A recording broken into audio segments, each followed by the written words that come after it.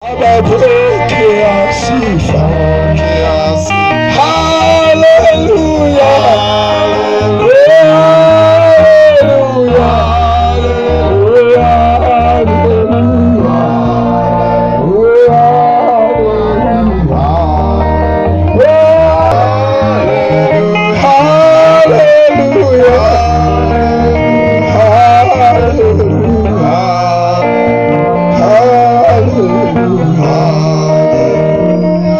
Fumba macho yako pale ulipo.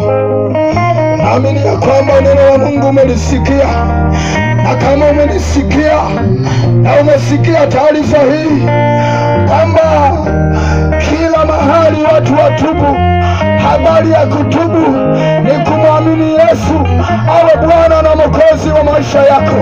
Haijalishi umeolewa, Mwokozi wa maisha yako jioni ya leo, mpa Yesu maisha. Nyosha mkono wako juu, tuombe pamoja.